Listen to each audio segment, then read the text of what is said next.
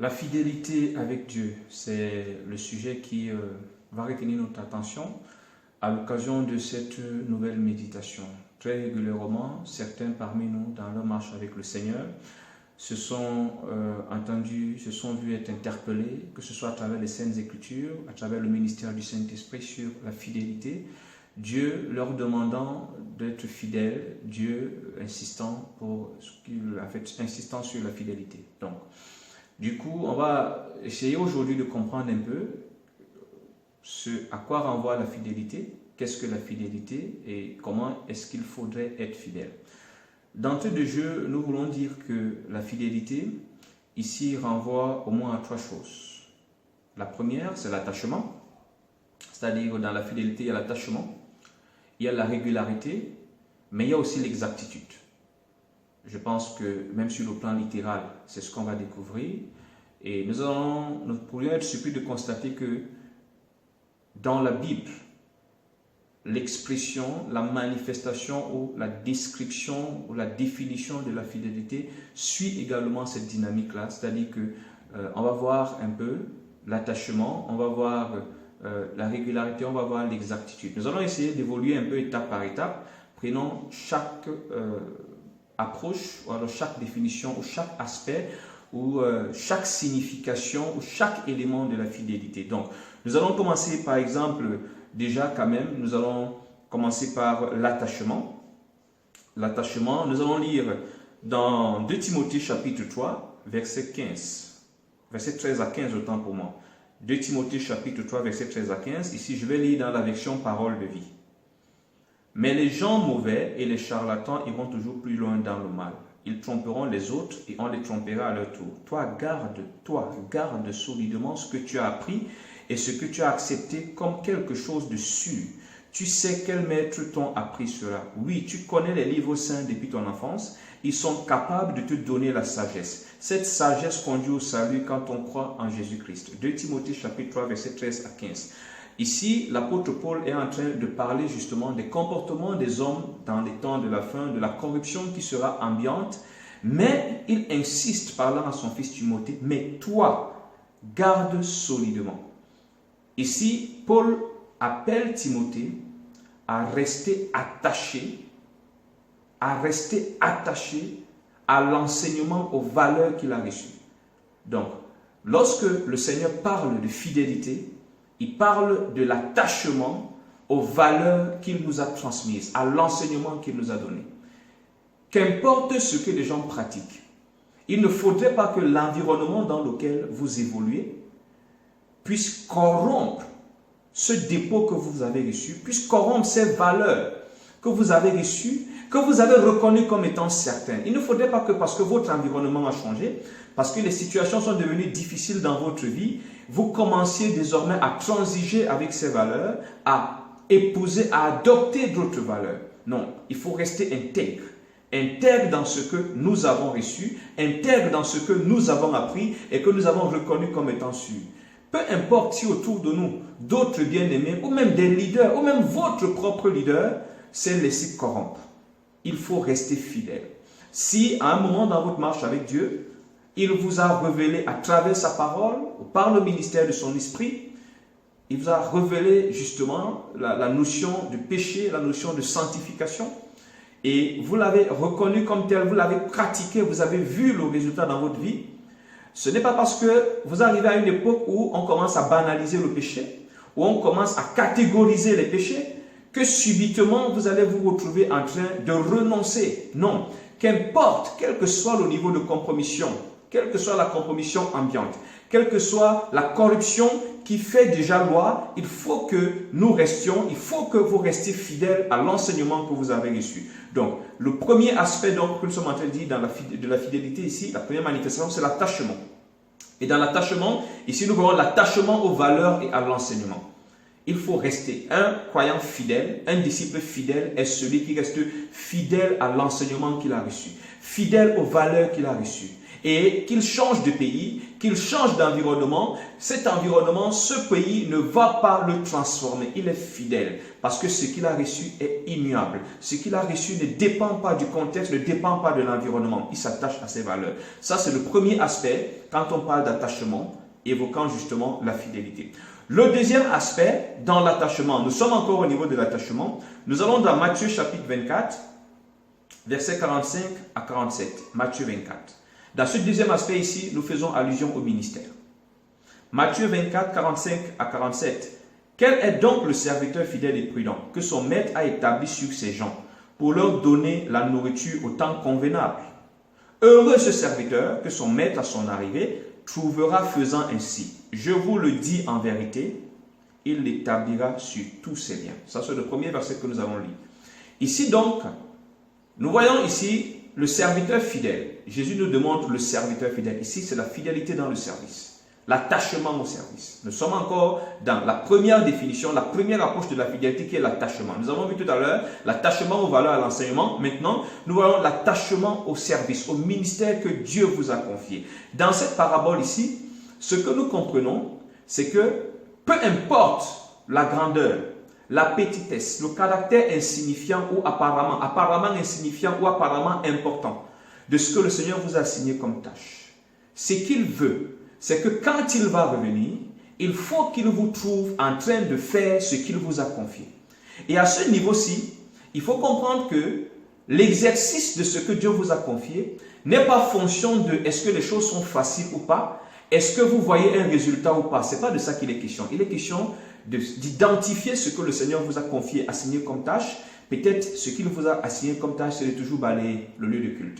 Peut-être ce qu'il vous a assigné comme tâche, c'est de veiller à ce qu'il y ait toujours de l'eau à boire pour ces enfants qui viennent aux réunions, qui viennent dans le temple. Peut-être ce qu'il vous a assigné comme tâche, c'est de vous assurer qu'autour de vous, les aveugles ou alors les veuves, les orphelins ne soient pas malheureux. Peut-être ce qu'il vous a assigné comme tâche, c'est de toujours pourvoir au carburant de votre dirigeant. Peut-être ce qu'il vous a assigné comme tâche, c'est de pouvoir prendre des nouvelles de tous les membres de la communauté chaque semaine et traduire, n'est-ce pas, les nouvelles que vous allez récolter en sujet de prière. Peu importe. À partir du moment où vous avez identifié, voilà ce que le Seigneur m'a confié, voilà la part que le Seigneur attend de moi, il est question d'y être attaché.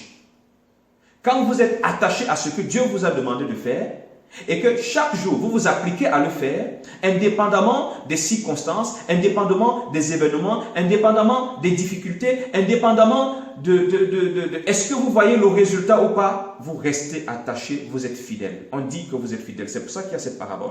Ce serviteur, que son maître établit sur ses gens, pour leur donner la nourriture au temps convenable. Nous allons revenir parce qu'il y a une précision ici qui va intervenir dans un autre verset ou dans un autre aspect de la fidélité.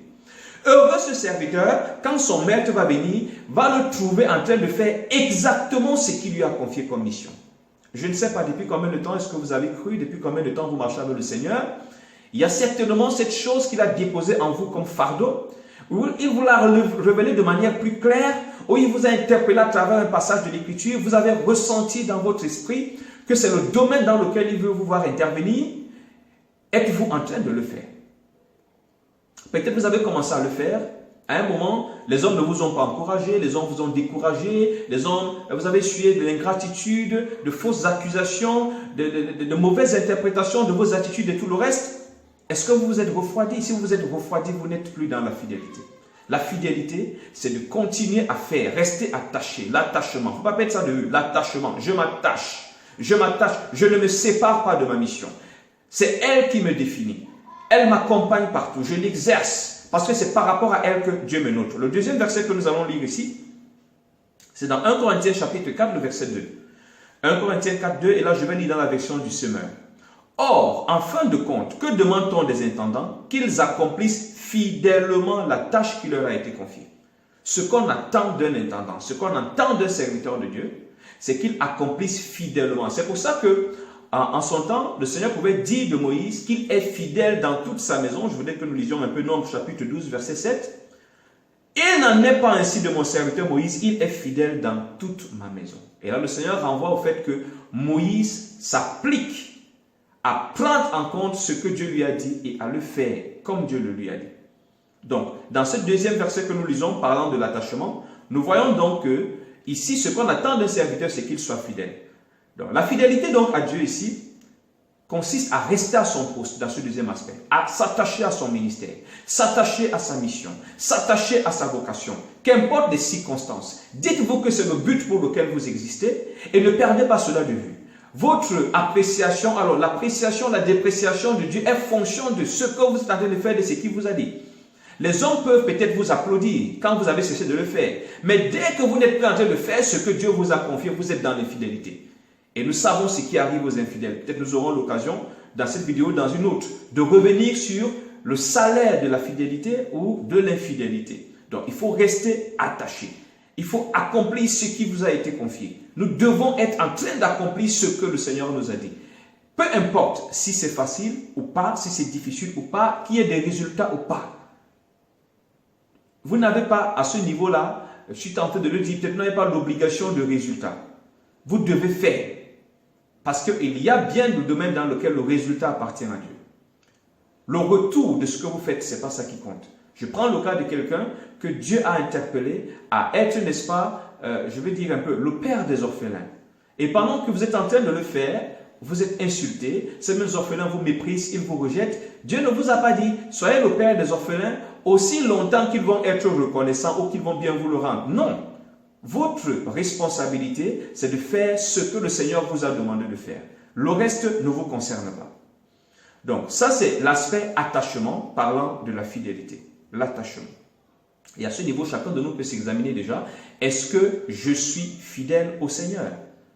Est-ce que je suis fidèle? Suis-je attaché à ce qu'il m'a enseigné? Suis-je attaché aux valeurs qu'il m'a enseignées, qu'il m'a inculquées, demandant que je puisse justement me définir désormais, demandant que je puisse les poursuivre? Suis-je attaché à la mission que le Seigneur m'a assignée? Suis-je en train de l'accomplir comme il le veut? Ai-je renoncé? Ai-je baissé? C'est le deuxième aspect, justement, parlant de l'attachement. Nous parlons de la fidélité et nous avons vu le premier aspect ou la première manifestation de la fidélité, c'est l'attachement. L'attachement aux valeurs, l'attachement à l'enseignement, l'attachement au ministère ou à la tâche qui nous a été confiée. Nous allons évoquer le deuxième aspect, c'est la régularité. La régularité. Et pour illustrer la régularité, nous allons aller un peu dans l'histoire de Daniel. La Bible nous dit, avant que Daniel puisse avoir sa promotion, Daniel avait l'habitude de prier Dieu 3 fois par jour. Quand Daniel obtient sa promotion, Daniel continue à prier Dieu 3 fois par jour.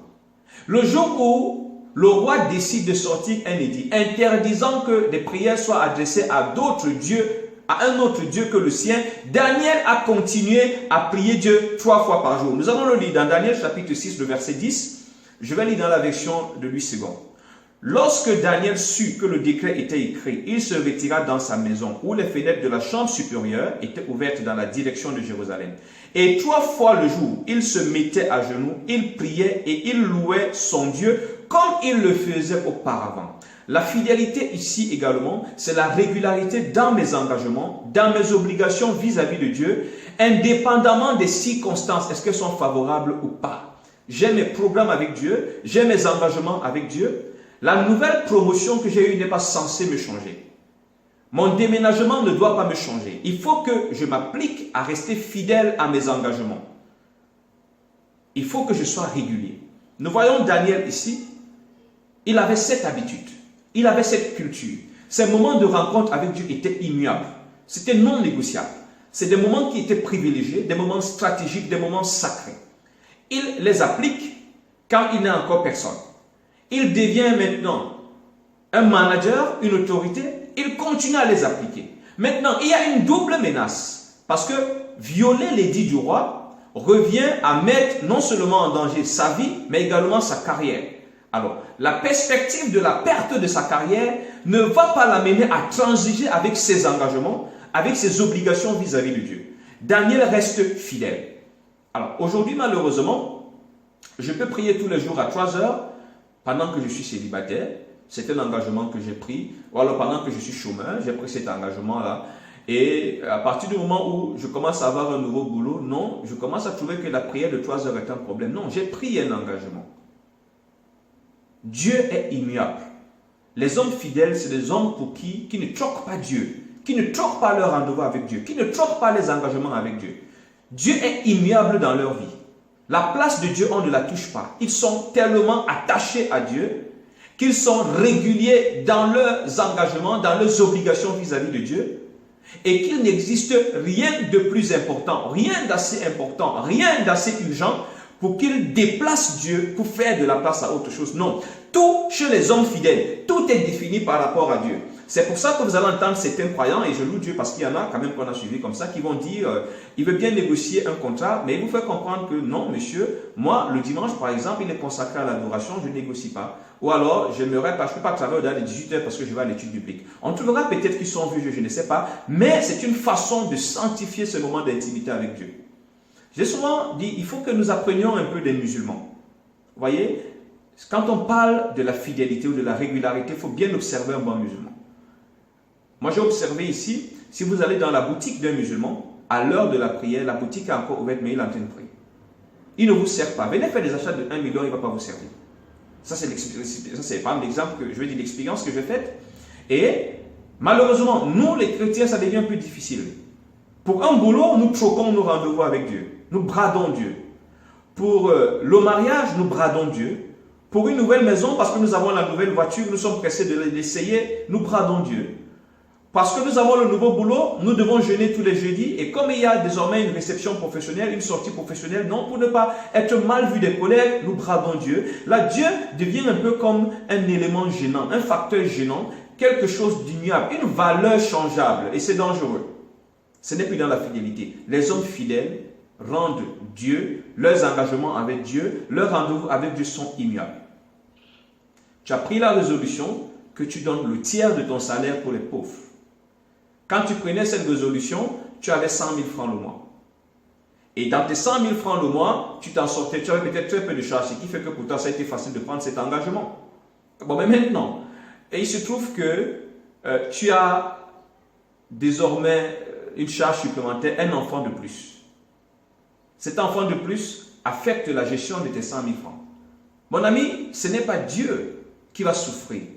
Débrouille-toi pour trouver d'autres sources de revenus, mais le tiers de ton salaire doit être donné aux pauvres comme tu t'es engagé à le faire devant le Seigneur.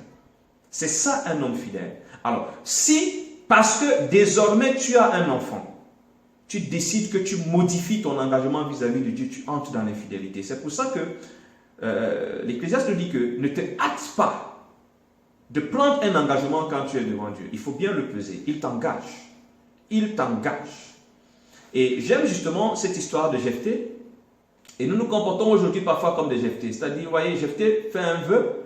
Il dit au Seigneur que si tu m'es favorable, je paraphrase, la première personne qui sort m'accueillir, je te la donne. Peut-être Jephthé savait que comme il a des serviteurs et des servantes, c'est l'enfant de quelqu'un d'autre qui va sortir, bien le serviteur ou la servante. Mais c'est son unique fille qui est sortie. Souvent nous le faisons. Quelqu'un se lève et dit, oh Seigneur, mon premier contrat, je vais te donner l'argent de mon premier contrat. Dans sa tête, il s'est dit que son premier contrat, c'est 100 000 francs. Or, il se trouve que la grâce de Dieu, justement parce que Dieu aime ce genre de challenge. Dieu aime ce genre de challenge. Nous avons vu comment il a fait avec Anne. Anne a engagé sa foi. Anne a challengé Dieu. Dieu lui a donné cet enfant. Anne a honoré. Et Dieu a riposté par la suite en lui donnant d'autres enfants au-delà de Samuel. Donc, alors, souvent on va dire, Seigneur, mon premier contrat, mon premier salaire, je vais te le donner. Parfois, on ne s'imagine pas. Entre-temps, on a des besoins qui arrivent. On s'attendait à ce que le premier contrat soit 100 000. Bam, le premier contrat, c'est 1 million. Et quand ça arrive 1 million, entre-temps, il y a tellement de besoins. Il y a papa, maman, tonton, cousin et tout le reste. On commence maintenant à réfléchir. Tu avais dit à Dieu que ton premier contrat, l'argent de ton premier contrat, tu le lui donnes. Mon ami, ce premier contrat-là, si c'était 10 000, tu allais donner. Maintenant, c'est 1 million, donne. Tu n'as pas dit à Dieu que je te donne ça si entre-temps, il n'y a pas de problème. Non. C'est cela la fidélité. Je suis régulier dans mes engagements vis-à-vis de Dieu, régulier dans mes rendez-vous vis-à-vis de Dieu. Je ne les brade pas, je ne les troque pas. Rien ne m'amène à déplacer Dieu. Dieu n'est pas déplaçable dans mon agenda. La régularité. Donc, ça fait déjà 2 domaines de définition ou 2 outils à partir desquels chacun de nous peut s'examiner. Suis-je attaché à ce que Dieu m'a donné comme enseignement? Ou est-ce que je me laisse corrompre quand j'arrive chez des gens qui ont d'autres valeurs?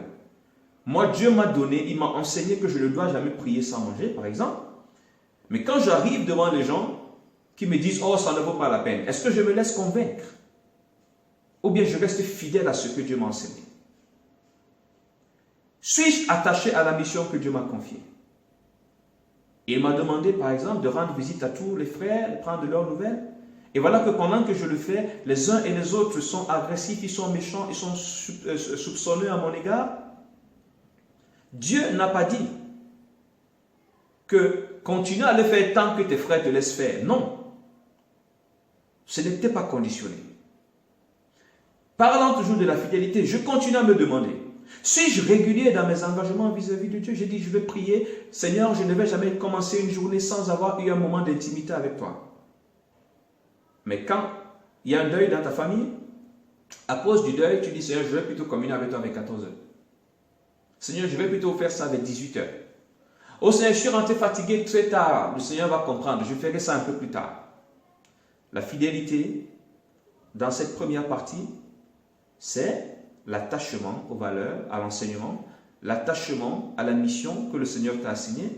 Mais la fidélité, c'est aussi la régularité dans nos engagements, dans nos rendez-vous avec Dieu, dans nos obligations. Alors, êtes-vous fidèle? Êtes-vous un serviteur fidèle? Voilà la question qui s'impose avant que nous attaquions la troisième et la dernière partie. Je nous laisse méditer et je reviens dans un instant pour la suite de cette méditation sur la fidélité.